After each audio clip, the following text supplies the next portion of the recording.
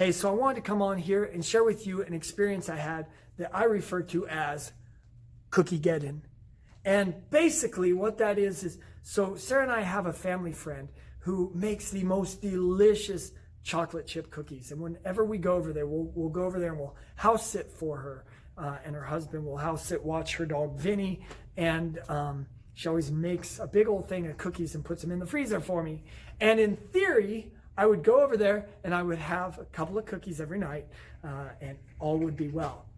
But that's not how it plays out. Instead, that's the intent that I would have going over there. But what I would find is that by the end of the night, I was like Garfield hovering over the plate of cookies, shoveling them in. They're that good.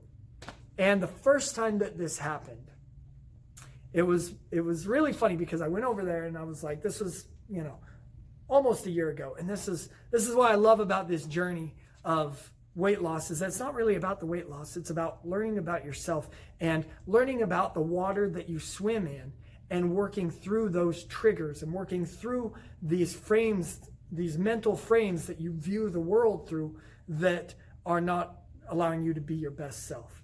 And anyway, one of the, so I'll get to the frame that came up for me. But anyway, so I go over there and I'm thinking, all right, I'm going to have my couple of cookies.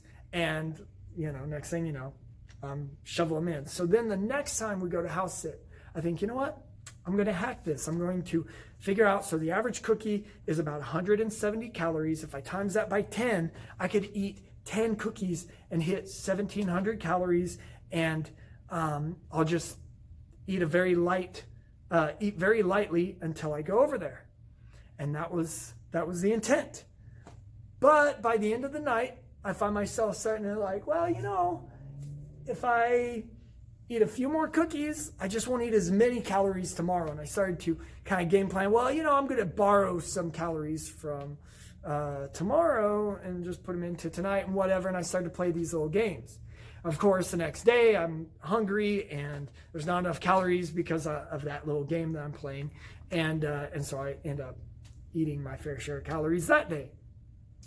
And anyway, this is all from a while back. So it's just funny reflecting on it because as I'm working through this with my coach, it comes up that the frame that I'm in is that there is a point where I'm not in control and I'm the victim of this situation.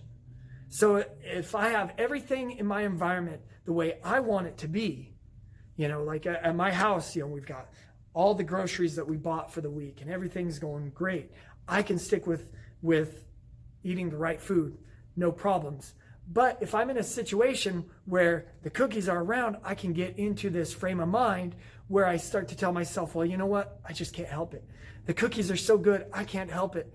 It's not my fault. And obviously I don't think this rationally, but there's a place in my mind that I go to where I say, it's not my fault. It's just too tempting. The cookies are too good and I'm too hungry and I just don't have the inner willpower and the strength to overcome it.